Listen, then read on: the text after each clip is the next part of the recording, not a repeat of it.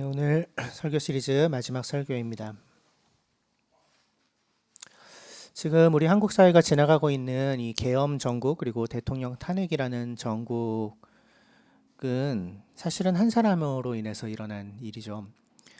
자신에게 주어진 그 권력과 책임이 5년이라는 이 한정된 임기 동안만, 그리고 헌법과 법률이라는 틀 안에서 잠시 맡겨진 거라는 것을 잘 이해하지 못한, 스스로 왕이라고 생각한, 그래서 그 권력이 자기 것인 것처럼 착각한, 그러니까 국민의 권력을 잠시 맡아가지고 있었던 것인데 그게 자기 거라고 착각한 한 사람으로부터 시작되었습니다. 그리고 그 혼란과 그 대가를 온 국민이 지금 다 같이 치르고 있는 중이죠.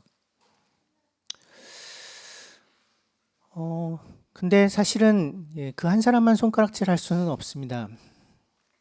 우리 역시 정도의 차이는 있을지언정 우리에게 잠시 맡겨진 것들을 내 것인 것처럼 생각할 때가 참 많기 때문입니다.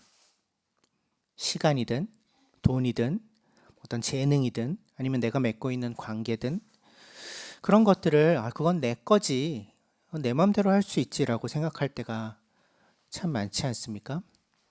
그것들은 하나님께서 우리에게 잠시 맡겨주신 거라는 걸, 그래서 진정한 주인이 하나님이시라는 걸 우리도 자주 잊고는 하죠.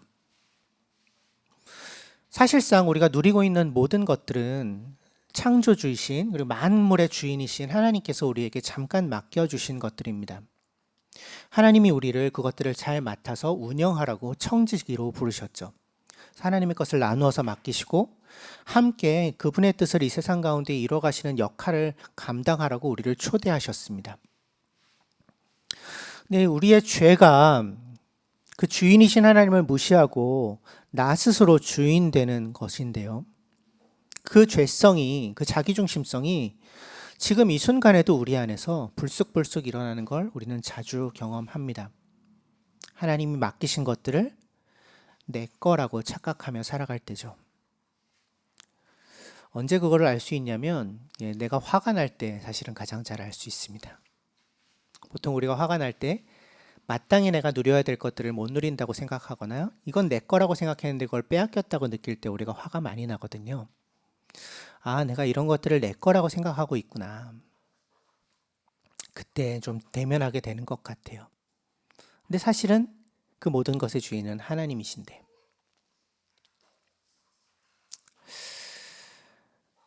내 거라고 착각하는 그 착각. 오늘 우리가 오늘 나눌 그 예수님의 비유 이야기에서 예수님이 그 착각을 다루십니다. 내 거라는 착각. 거기서부터 비롯된 그 인간의 깊은 죄의 문제와 그 죄의 끝이 얼마나 파괴적일 수밖에 없는지에 대해서 우리에게 알려주십니다. 그래서 이 이야기는 2000년 전 예수님에게서 이 말씀을 들었을 그 사람들의 이야기이기도 하지만 동시에 우리의 이야기이기도 한 거죠. 우리 같이 한번 읽어볼까요? 누가복음 20장 9절부터 20절입니다. 함께 읽겠습니다. 시작. 예수께서 백성에게 이 비유를 말씀하셨다. 어떤 사람이 포도원을 만들어서 농부들에게 새로 주고 오랫동안 멀리 떠나 있었다. 포도를 거둘 때가 되어서 포도원 주인은 포도원 소출 가운데서 얼마를 소장료로 받아오게 하려고 종 하나를 농부들에게 보냈다. 그런데 농부들은 그 종을 때리고 빈손으로 돌려보냈다. 주인은 다른 종을 보냈다. 그랬더니 그들은 그 종도 때리고 모욕하고 빈손으로 돌려보냈다. 그래서 주인이 다시 세 번째 종을 보냈더니 그들은 이 종에게도 상처를 입혀서 내쫓았다. 그래서 포도원 주인은 말하였다. 어떻게 할까? 내 사랑하는 아들을 보내야겠다. 설마 그들이 내 아들이야 존중하겠지? 그러나 농부들은 그를 보고서 서로 의논하며 말하였다. 이 사람은 상속자다. 그를 죽여버리자. 그래서 유산이 우리 차지가 되게 하자. 그래야 그들은 주인의 아들을 포도원 바깥으로 내쫓아서 죽였다. 그러니 포도원 주인이 그들을 어떻게 하겠느냐? 주인은 와서 그들을 죽이고 포도원을 다른 사람들에게 줄 것이다. 사람들이 이 말씀을 듣고서 말하였다. 그런 일이 없기를 바랍니다. 그때 예수께서 그들을 똑바로 바라보시고 말씀하셨다. 그러면 집 짓는 사람들이 버린 돌이 집 모퉁이의 머릿돌이 되었다 하고 기록된 말은 무슨 뜻이냐? 누구든지 그 돌 위에 떨어지면 그는 부스러질 것이요 그 돌이 어느 사람 위에 떨어지면 그를 가루로 만들 것이다. 율법 학자들과 대제사장들은 예수가 자기네들을 겨냥하여 이 비유를 말씀하신 줄 알았다. 그래서 그들은 바로 그때에 예수께 손을 대어 잡으려고 하였으나 백성을 두려워하였다. 그리하여 그들은 기회를 엿보다가 정탐꾼들을 보내서 이들이 거짓으로 의로운 사람들인 채 행세하면서 예수께로 접근하게 하여 그의 말씀을 책잡게 하였다. 그렇게 해서 그들은 예수를 총독의 치리권과 사법권에 넘겨주려고 하였다. 오늘 우리가 읽은 이 비유 이야기에 한 포도원이 등장합니다. 그 포도원을 그리고 만든 주인이 등장하고요. 주인의 포도원을 잠시 맡아 경작하는 농부들, 소작인들이죠. 이런 사람들이 등장합니다. 포도원 주인이 잘 가꾼 자신의 포도원을 이 소작농들에게 맡기고 먼 길을 떠납니다. 중요한 포인트는 이 주인이 잠시 떠나 있었다는 것입니다. 그러니까 잠깐 맡겨두었다는 것입니다. 그러니까 그들에게 그 포도원을 준 것이 아니고요. 잠시 떠나 있는 동안 그 포도원을 잘 가꾸라고 주인의 뜻과 의도에 따라서 잘 경작하고 그 소출을 나누자고 맡겨준 것입니다. 시간이 흘러서 이제 포도 수확기가 되었습니다. 그때 주인이 자기의 종들을 이제 보내서 소작료를 받아오게 합니다. 그러니까 수확한 포도의 일정 부분을 이제 소작료로 받아오라고 시켜요. 근데 예상치 못한 일이 벌어지죠. 당연히 소작료를 정당하게 지불을 해야 됨에도 불구하고 이 소작농들은 주인의 명령을 받고 온 그 종들을 때리고 모욕하고 빈손으로 돌려보냅니다. 3차례나 그걸 반복해서 그런 일들을 해요. 여러 번 주인이 종들을 보냈지만 계속 결과는 마찬가지입니다. 오히려 이 소작농들이 행하는 폭력과 무례함이 점점 도구를 지나치게 되죠. 그래서 주인이 고민합니다. 어떻게 해야 될까? 내 종들을 아무리 보내도 말을 듣지 않는데 어떻게 해야 될까? 그래서 주인이 마지막 희망을 품고 자기의 사랑하는 아들을 보내야 되겠다 이렇게 마음을 먹죠. 내 아들만큼은 그래도 존중하겠지. 내 아들인데 이 아들의 말은 듣겠지. 그런 기대를 품고 보내죠. 이 약한 소작농들은 이 아들을 보자 섬뜩한 공모를 합니다. 상속자가 온다. 쟤를 죽여버리면 이 포도원을 우리 걸로 차지할 수 있겠다. 죽여버리자. 그래서 결국 주인의 아들을 포도원 밖으로 끌어다가 잔인하게 죽여버립니다. 이런 비극적인 이야기 뒤에 예수님이 질문을 던지시죠. 포도원 주인이 돌아오면 이 악한 농부들을 어떻게 하겠느냐 이렇게 물어보십니다. 어떻게 하겠느냐? 네, 그렇게 말씀하세요. 그들을 죽이고 포도원을 다른 성실한 사람들에게 맡기지 않겠냐. 그게 당연한 거 아니냐 말씀하십니다. 자, 여기까지가 이제 비유 이야기예요. 이 비유에 여러 소재들이 상징성을 가지고 있습니다. 먼저 포도원은 구약 전체에서 하나님의 백성 이스라엘을 상징하는 아주 대표적인 소재입니다. 그 포도원의 주인이 하나님이시고 하나님이 이스라엘을 포도원으로 잘 가꾸셨다 이런 이야기들이 구약에 몇 군데 등장하는데 특별히 이사야서 5장 같은 데 대표적으로 등장해요. 제가 강의 안에 1절부터 4절까지 넣어놨는데 따로 읽지는 않겠습니다. 이사야서 이제 5장 1절부터 7절까지를 보면 하나님께서 친히 포도원을 정성스럽게 가꾸셨음에도 불구하고 기대한 만큼 열매를 맺지 못하는 포도들, 그러니까 이스라엘 백성들을 안타까워하시는, 그래서 너네는 이제 심판받는다 이렇게 경고하시는 그런 내용이 나와요. 그러니까 예수님 당시의 청중들도 이사야서를 익숙하게 그들은 들었을 것이기 때문에 포도원 얘기를 했을 때 하나님의 백성 공동체를 이야기하시는구나 그렇게 생각을 했을 겁니다. 포도원 주인 하나님이시구나 이렇게 생각했을 거예요.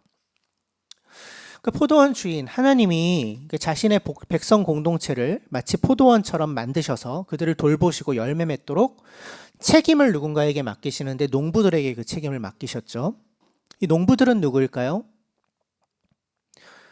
유대의 지도자들이죠. 예수님 당시에는 이 종교 지도자들, 바리새인들, 율법학자들 이런 사람들입니다. 대제사장들. 이들이 이 소작농의 역할을 감당해야 되는 사람들인데 근데 구약의 역사 전체를 통해서 이 유대의 지도자들은 정치 지도자들, 종교 지도자들은 하나님이 계속해서 보내시는 그분의 종을 무시하고 핍박하고 때리고 손가락질했습니다. 그 주인이 보낸 종들은 누구일까요? 예언자들, 선지자들입니다. 그들을 무시하고 박해했어요. 선지자들이 와서 하나님의 말씀을 전했지만 기득권을 가지고 있었던 이 유대 지도자들은 그들을 눈의 가시처럼 여기고 핍박하고 조롱하고 막 모욕하고 가둬놓고 때로는 죽이기까지 했었던 역사가 구약의 역사인 거죠. 자, 그래서 아무리 보내도 말을 듣지 않네. 이제 내 아들을 보내야 되겠다. 이 아들은 누굴까요? 우리는 잘 알죠. 당연히 예수님이시죠. 하나님의 아들. 그러니까 하나님이 이미 수많은 선지자들을 보내서 이스라엘에게 자신의 뜻을 전달했지만 돌이키지 않은 그 이스라엘을, 그 완악한 이스라엘에게 이제 마지막 기회를 주기 위해 아들까지 보내신 거죠. 근데 우리는 이 이후의 이야기들도 잘 알고 있죠. 이 주인의 아들, 하나님의 아들이 결국 죽임당하셨다는 것을 우리는 알고 있습니다. 그러니까 예수님이 이 이야기를 하실 때는 예언적으로 이야기를 하시는 거죠.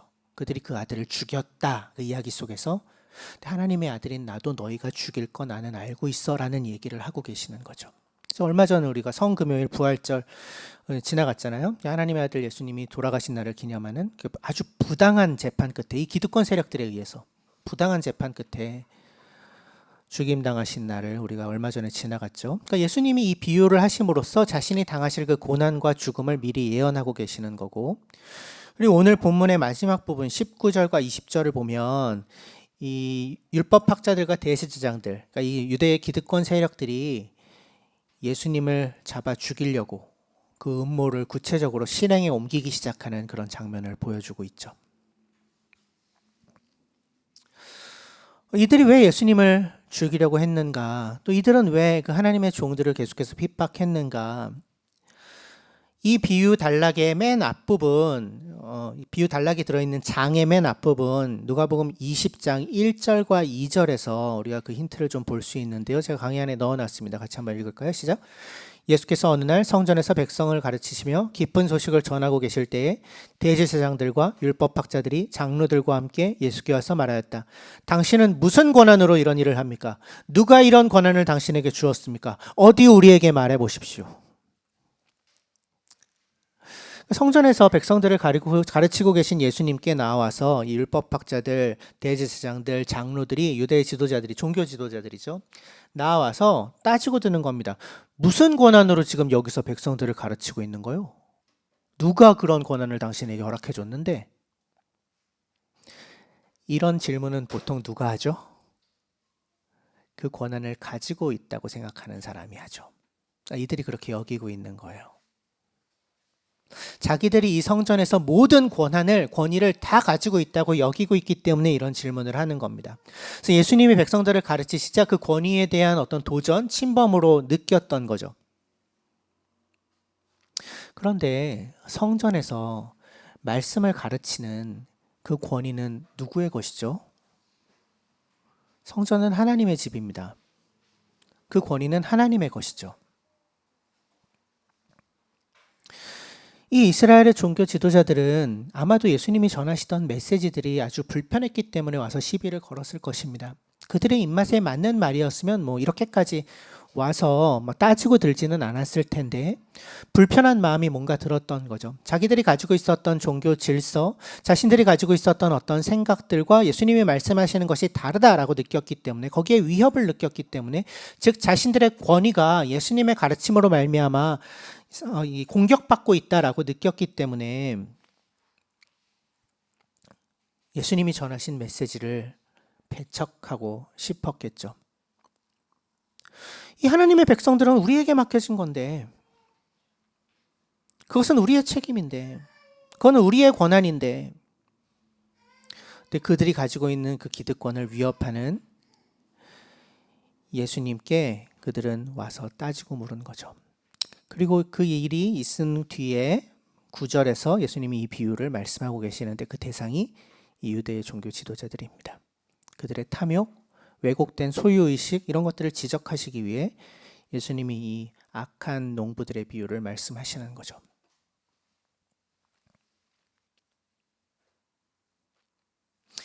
이들의 모습에서 우리는 우리의 모습 또한 발견합니다. 원래의 주인이 계시다, 내가 주인이 아니다 라는 그 기본적인 사실을 우리가 잊어버리면 그 순간 사람은 자기 자신이 주인인 것처럼 행동하기 시작한다는 것을 우리는 보게 돼요. 착각이죠. 내 거라는 착각. 그리고 이런 착각은 아주 거의 반드시 굉장히 파괴적인, 부정적인 결과를 초래합니다. 이 비유에서 이야기하고 있는 것처럼 이들의 죄, 이들이 내 거라고 여겼던, 이 포도원을 내 거 삼아야 되겠다라고 여겼던, 그것은 단순한 도덕적 실패만이 아니고요, 또는 일시적인 어떤 욕심을 부리는 것 정도가 아니고요, 진짜 주인을 거절한, 우리의 진정한 왕이신 하나님을 거부한, 그 자리에 스스로 앉으려는, 사실은 반역의 시도입니다. 쿠데타죠. 하나님을 의도적으로 무시하고 그분의 왕권을 거절하고 내가 스스로 그 왕의 자리에 앉으려고 하는 것, 이것이 죄의 본질이죠. 이 포도원 농부들이 주인의 존재를 무시하고 주인이 보내는 사람들을 잡아 죽이고 포도원을 내 걸로 삼으려고 했었던 것처럼 말입니다. 이러한 일들이 이 이야기 속에서만 일어난 일도 아니고 예수님 당시의 종교 지도자들에게서만 일어나는 일도 아닙니다. 우리 역시 우리의 삶 속에서 너무나 자주 이러한 착각과 어리석음에 빠질 때가 많습니다. 내 인생? 내 거지. 내 시간? 내가 원하는 대로 얼마든지 쓸 수 있지. 내가 가지고 있는 돈, 나의 재산, 내 직장 생활, 내 가족, 이성 친구와 맺는 어떤 관계들, 부부관계, 내게 맡겨진 자녀,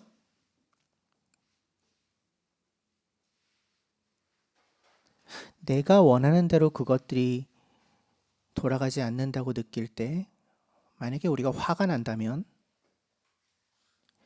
그것들을 내 거라고 여기고 있기 때문입니다.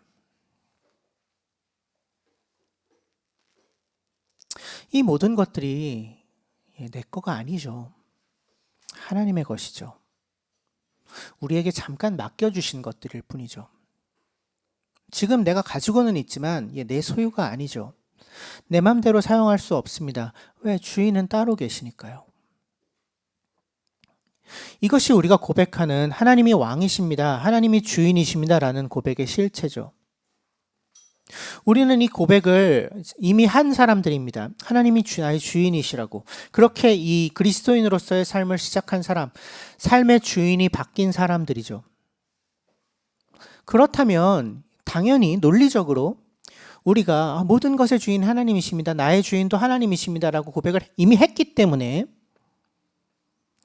우리가 누리고 있는 모든 것이 하나님의 것입니다 라고 고백해야 마땅함에도 불구하고 자주 착각합니다. 내 거인 것처럼.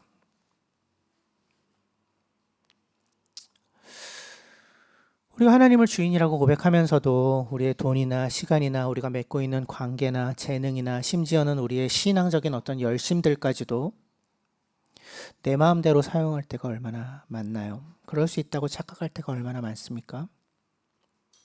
그런 것들을 내가 만든 규칙에 따라서, 내가 원하는 방식에 따라서, 내가 원하는 시간에 내가 원하는 것들을 얻어내기 위해서 사용하려고 들 때가 얼마나 많나요? 심지어 교회 안에서도 이런 일들은 비일비재하게 일어납니다. 내가 이만큼 수고했으니까 교회에서 내 의견을 좀 들어줘야 되는 거 아니야? 내가 이만큼 봉사하고 있으니까 이제 내 방식대로 좀 해줘야 되는 거 아니야?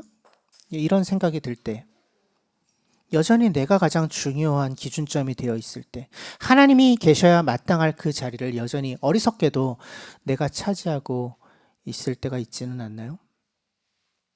바로 그때 하나님이 그 어리석음을 깨뜨리시기 위해 우리에게 말씀하시죠. 때로는 말씀을 통해서 말씀하시고 설교를 통해서 말씀하시기도 하고 말씀을 묵상할 때 말씀하시기도 하고 어떤 깨달음을 통해서 말씀하시기도 하고 사람들을 통해서 나에게 말씀하시기도 합니다. 그거 정말 네 거 맞아? 아닐걸. 내 건데.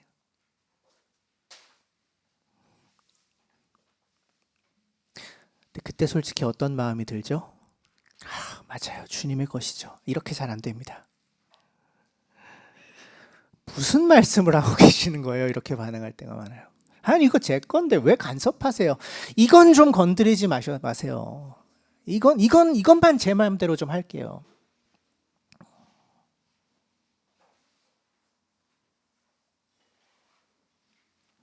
하나님처럼 되려는 죄성이 그 순간 선명하게 드러나는 거죠. 선악과 때 그런 것처럼 하나님처럼 되려고 그 금지된 열매를 먹었던 그 인간의 첫 번째 범죄의 선택과 크게 다르지 않은 선택을 우리가 하는 거죠.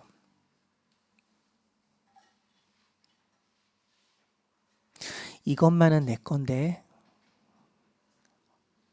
싶은 것들이 혹시 있으신가요? 이건 내 마음대로 돼야지. 이거는 좀 해줘야지. 하나님도 나한테 맞춰줘야지.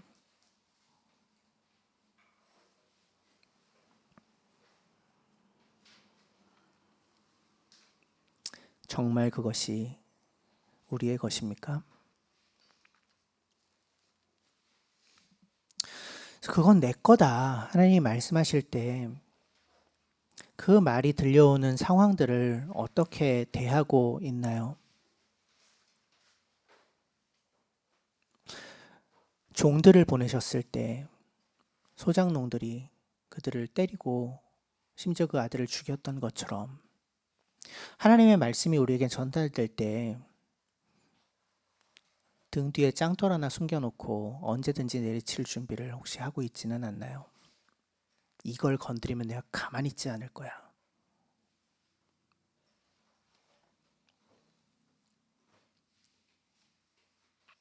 진짜 주인이 누구인지 잊은 자들은 그런 선택을 합니다.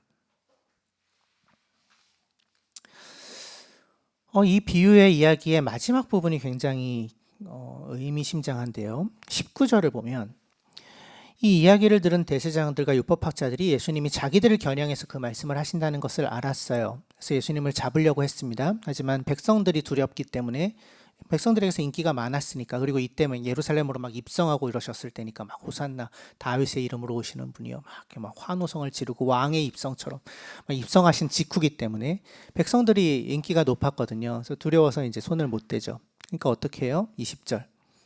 그들은 기회를 엿보다가 정탐꾼들을 보내서 이제 첩자들을 파견합니다. 그리고 정탐꾼들을 거짓으로 의로운 사람들인 채 행세하면서 예수께 접근하게 하여 그의 말씀을 책잡게 하였다. 마치 정말 자기들이 진실한 질문을 가지고 있는 것처럼 예수님께 와가지고 여러 질문들을 던지는 거예요. 근데 거기서 뭔가 꼬투리라도 하나 잡으면 로마 당국으로 넘겨버리자. 우리 손을 대지 말고, 우리는 무서우니까 로마 총독이 처리하게 하자. 이것이 그들이 꾸몄던 음모였죠. 이런 모습들도 사실은 인간들이 보여주는 굉장히 전형적인 모습입니다. 하나님이 우리의 삶의 주인인 것을 무시하고 싶을 때, 그래서 내 안에 하나님의 아들을 죽여버리고 싶은 그런 마음이 들 때 노골적으로 그런 마음을 표출하는 경우는 그렇게 많지 않습니다. 정면으로 대들지 않습니다. 피해서 약간 그럴듯해 보이는 방법을 찾습니다. 이 종교 지도자들이 그렇게 했던 것처럼. 하나님의 왕 되심, 하나님의 주인 되심, 하나님의 주권이라는 게 부담스럽게 느껴지고, 내가 내 인생에 붙잡고 있는 그 주도권을 놓치고 싶지 않을 때, 하지만 하나님이 계속 그것을 불편하게 하실 때 우리는 굉장히 다양한 그럴싸한 핑계들을 만들어냅니다. 예를 들면, 하나님, 제가 저를 위해서 제 돈을 대부분 쓰기는 하지만 그래도 제가 헌금을 하기는 해요. 그러니까 나머지는 제가 좀 써도 되지 않아요? 아니에요. 우리의 모든 돈이 하나님의 것이에요. 헌금은 그것을 우리가 고백하는 행위죠. 이것이 하나님의 것이라고, 전부 다 하나님의 것인데 제가 이만큼을 하나님께 드림으로써, 우리가 청지기 헌금을 헌신하고 드리는 게 그런 의미죠. 우리에게 주신 재물 당신의 것입니다. 제가 이것으로 고백. 그러니까 청지기 헌금의 비율은 사실은 되게 중요해요. 내가 부담스럽지 않은 만큼 내서는 그 고백을 담을 수가 없어요. 이 전체가 하나님의 것이다라는 걸 담을 만큼의 비율. 그래서 옛날에는 10분의 1, 11조를 했던 것이고, 우리는 거기까지는 얘기하지 않지만 이 정도는 해야 이 재물 전체가 하나님의 것인 걸 내가 고백할 수 있겠다 싶은 만큼을 스스로 정해서 드리는 게 맞는 거예요. 그럼 교회 재정이 여러분이 헌금을 더 내신다고 해서 제가 뭐 월급을 더 많이 받고 그런 거 없어요. 여러분들의 삶 속에서 여러분들의 청지기 됨을 정말로 고백하려면 그게 맞는 거죠. 또 하나님, 제가 좀 몸이 오늘은 좀 안 좋아서, 오늘 몸이 안 좋아서 안 나온 사람들이 있는데 표적 설교 같은데, 네, 원고에 제가 미리 써놓은 거라서 표적 설교는 아닙니다. 나중에 영상으로 보면서 깜짝 놀랄라. 원고에 있으니까 할게요. 그래도 하나님, 제가 몸이 좀 안 좋아서 오늘은 좀 예배 못 나갈 것 같은데, 그래도 제 마음이 하나님한테 있는 거 좀 아시죠? 가끔 개인적인 사정 좀 생길 수도 있는 거잖아요. 오늘은 어제 너무 일을 많이 해서 좀 피곤한데 오늘은 좀 쉬어가도 되잖아요. 내 시간, 나의 삶, 나의 에너지, 내 거라고 여길 때 하나님께 나아가는 것은, 하나님께 예배하는 것은, 하나님과 관계 맺는 것은 그러한 삶에 아주 부수적인 부록 같은 걸로 여길 때 그런 반응이 나올 수 있는 거죠. 죽을 것 같지 않으면 예배의 자리에 나오는 게 맞아요. 그게 맞습니다. 왜? 이만큼 집중해서 하나님의 음성에, 하나님의 말씀에, 하나님의 마음에 귀를 기울이는 시간 없잖아요. 다른 시간에 그런 시간을 확보해 놓으셨으면 모르겠어요. 근데 그렇지 않다면 주일날 적어도 이 시간만큼은 따로 떼어놓고 죽을 것 같지 않으면 와야 되는 게 맞다고 저는 생각해요. 제가 너무 꼰대예요? 이건 좀 약간 반농담이지만 여러분 그렇게 몸이 안 좋아 오늘은 좀 하루 빠질까라고 생각을 할 때 저를 생각해 주세요. 예. 목사님도 이 정도 컨디션일 때 하루 빠져도 되는가? 안 될 것 같아. 목사님은 그러시면 안 될 것 같아 생각이 드시면 여러분도 빠지시면 안 되는 거예요. 그렇잖아요. 이 교회는 우리가 같이 세우는 거잖아요. 제가 주인 아니잖아요. 또 하나님, 제가 이 결정을 하기는 했는데 또 제가 기도는 몇 번 하면서 했으니까 됐죠. 뭐 이런 거. 사실은 내 뜻대로 결정했지만 이렇게 절차는 밟았다. 뭐 이런 자기 합리화죠.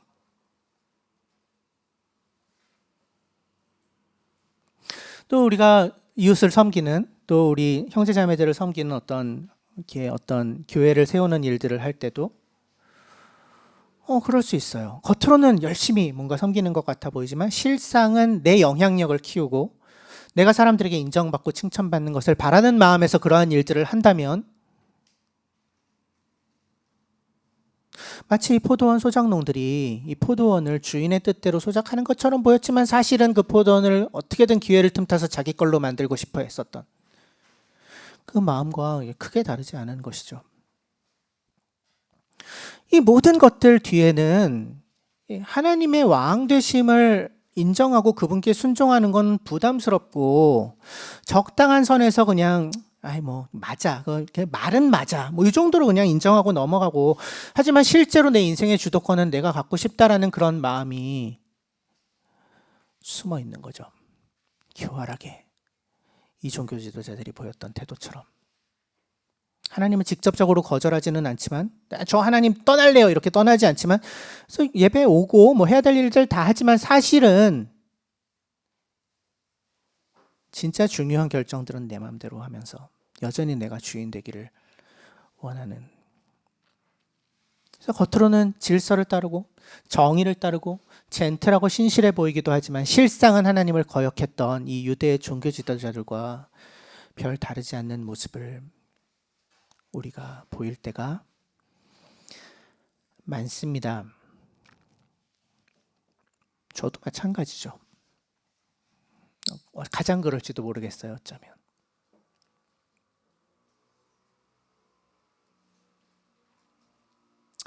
신앙이라는 이름으로 성경 지식이라는 어떤 포장으로 내가 원하는 대로 뭔가를 하고 싶은 그런 욕망, 그런 집착을 포장할 때가 많습니다. 성경에 이렇게 나와 있으니까 이게 내 말이 맞잖아. 근데 사실은 하나님의 말씀을 주장하기보다는 내가 맞다는 것을 주장하기 위해서 그런 얘기를 할 때도 많죠. 하나님의 아들을 내쫓고 죽이는 행위가 그것과 크게 다르지 않습니다. 우리 안에 있는 내 거라는 착각은, 그 뿌리 깊은 착각은 이렇게 다양한 방식으로 보이지 않게 하나님의 주권을 거절하고 그분께 반역하는 모습을 드러내고는 하는 것이죠.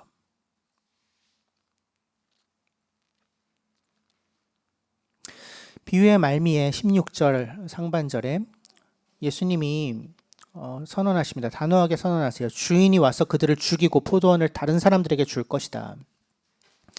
이 말씀은 예수님 당시에는 두 가지를 예고하는 것입니다.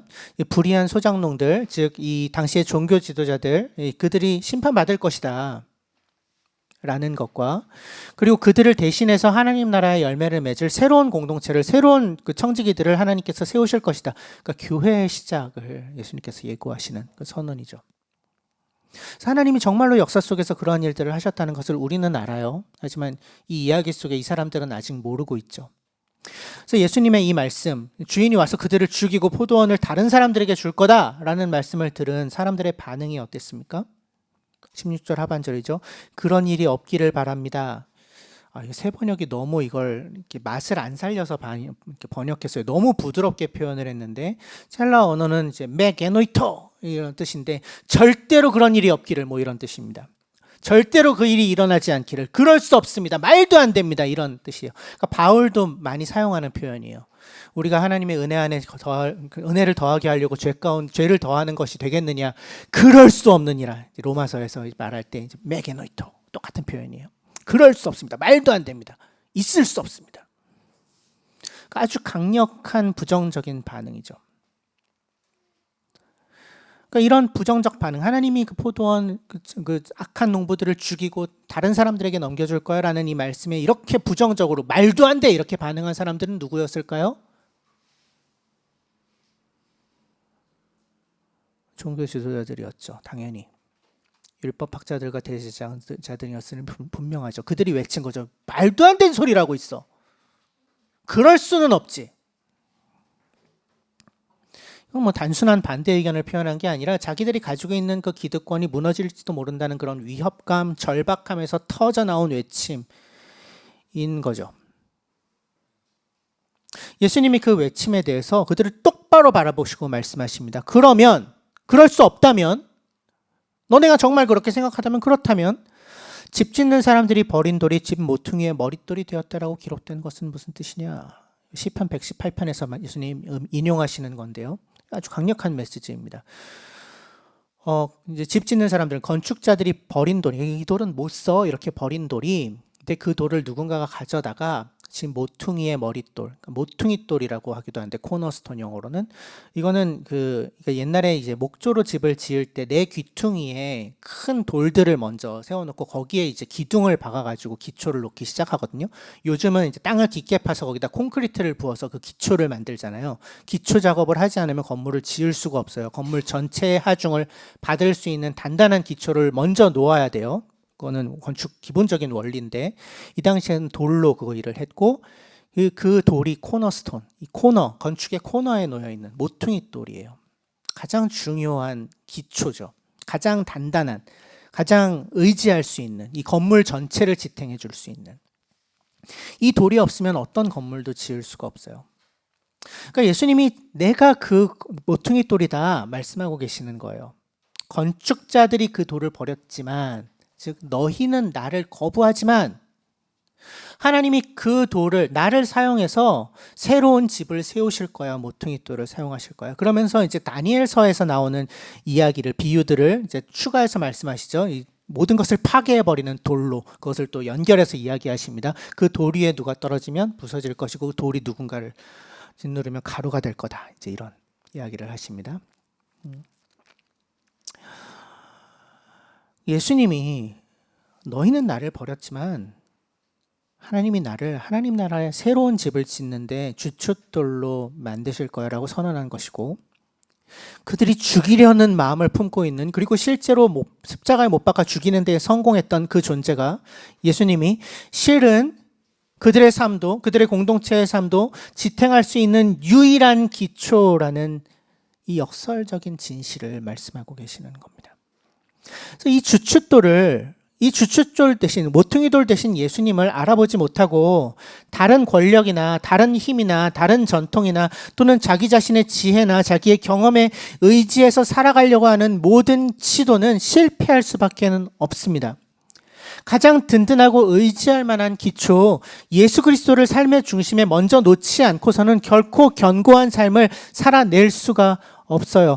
이스라엘에게만 해당되는 것이 아니라 오늘도 마찬가지입니다. 오늘날 우리도 우리의 삶 속에서 예수 그리스도를 삶의 모퉁이돌, 즉 가장 중요한 기준으로 삼지 않고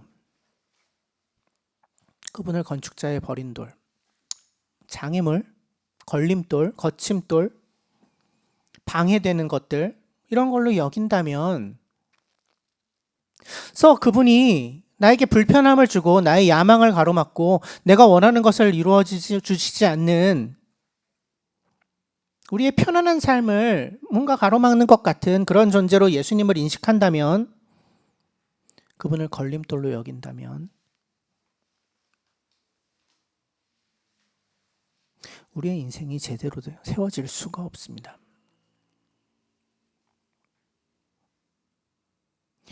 결국 예수님을 우리가 어떤 존재로 여기느냐가 우리의 삶의 방향을 결정합니다. 그분을 우리의 인생의 주춧돌, 모퉁이돌로 여기느냐 아니면 걸림돌로 여기느냐에 따라 우리 인생의 결정적인 방향이 결정돼요. 그분을 기준으로 삼아서 거기에 그 기준에 우리의 생각과 우리의 행동과 우리의 가치관을 맞춰가면서 하나님께서 보시기에 아름다운 우리 삶의 건물을 지어갈 거냐 아니면 걸림돌 되는 불편한 그분을 치워버리고 내 뜻과 내 마음에 따라서 나의 기준대로 불안하고 위태로운 모래 위에 지은 건물 같은 그러한 인생을 세워갈 거냐. 분명한 건 뭐예요? 기초가 튼튼하지 않으면 반드시 무너진다는 것입니다. 모퉁이돌 대신 예수님을 삶의 기초에서 제외시킨 삶의 건축물은 결국 흔들리고 결국 무너질 수밖에 없습니다. 그분만이 우리의 유일한 영원한 가장 든든한 기초가 되시기 때문입니다. 여러분에게 예수는 누구입니까? 우리의 삶 전체를 지탱하는 주춧돌이십니까? 아니면 우리가 애써 외면하고 싶어하는 걸림돌이십니까? 우리의 삶의 방향과 가치, 가장 중요한 결정을 내리는 기준이 도대체 무엇입니까?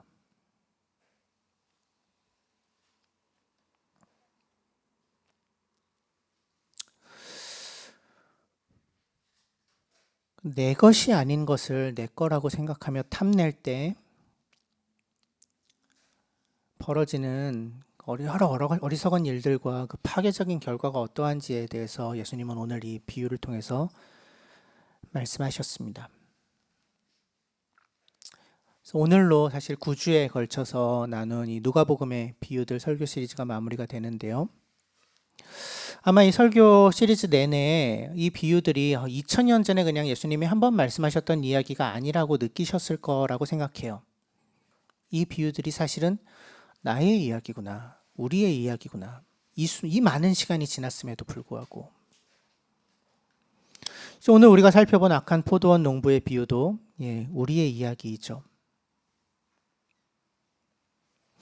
이 비유 속의 그 악한 소작농들처럼 우리 역시 너무나도 자주 하나님 잠시 맡겨주신 것들, 우리의 삶, 우리의 재능, 우리의 관계, 우리의 믿음 이런 것들까지도 내 거라고 착각하며 살아가고는 합니다. 소유권을 주장해요. 진짜 주인을 잊은 채 삽니다. 하나님의 뜻을 외면하고 거부하는 그런 죄를 반복하기도 해요. 근데 우리가 돌아가야 될 곳은 한 곳입니다. 우리의 삶의 진정한 주인이 누구인가? 하나님이십니다라는 고백 하나뿐이죠.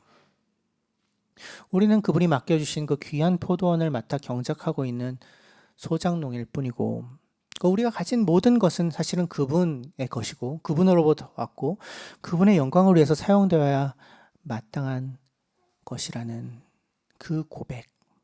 그래서 내 거라는 그 착각에서 벗어나서 모든 것의 주인이 나의 주인이 하나님이시라는 것을 인정하는 그 자리만이 우리가 진정한 자유, 진정한 쉼, 진정한 평안을 누릴 수 있는 유일한 자리입니다. 억압 아래로 들어가는 것이 아니라 그 주인의 억압 아래로 들어가는 것이 아니라 선하신 하나님 아래에서 참된 쉼을 누리며 그분이 우리에게 맡겨주신 소중한 부르심을 감당해 나가는 그러한 귀한 삶이죠.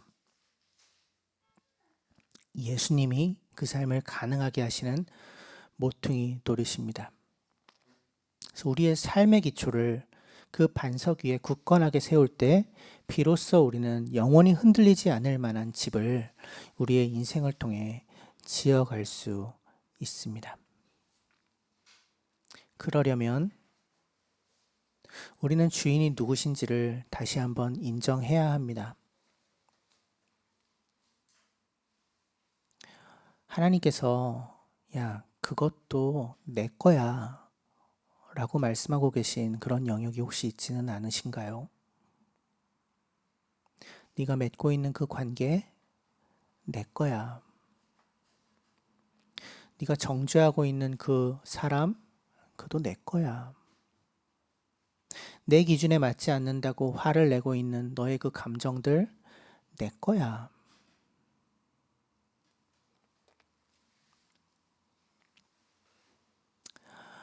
여전히 붙잡고 놓지 못하는 내 거라고 착각하고 있는 그것들은 어떤 것인가요?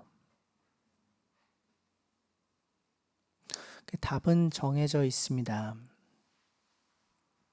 그것들의 주인이 하나님이시라는 것을 인정하고 받아들이는 것이죠. 다른 답은 존재하지 않아요. 더 많이 오랫동안 힘들어질 뿐이에요. 고집을 피우면 피울수록. 그래서 그동안 내가 붙잡고 있었던 내 거라고 여기고 있었던 소유권을 주장하고 있었던 것들을 하나님 앞으로 가지고 나아갑시다. 그래서 진정한 주인이신 그분께 그것들을 내어드립시다. 주님, 당신의 것입니다. 뜻대로 하여 주시고 제가 주님의 뜻을 조금이라도 더 이해해서 주님의 뜻을 함께 이루어가게 해주십시오. 라는 기도가 우리에게서부터 나올 수 있게 되기를 간절히 소망해요. 그래서 이번 한 주 우리가 살아가는 모든 순간순간들이 우리의 생각과 우리의 행동에서 하나님이 주인 되시는 것을 인정하고 청지기로서 소장농으로서 겸손하게 그분의 뜻을 따라서 아름답게 그 포도원을 가꾸어가는 그러한 은혜가 넘치는 삶이 되기를 간절히 축복해요. 그래서 우리를 통해서 하나님의 뜻이 우리의 주변으로 그리고 이 땅 가운데로 풍성하게 흘러 넘쳐가게 되기를 간절히 소망합니다. 잠시 침묵하겠습니다.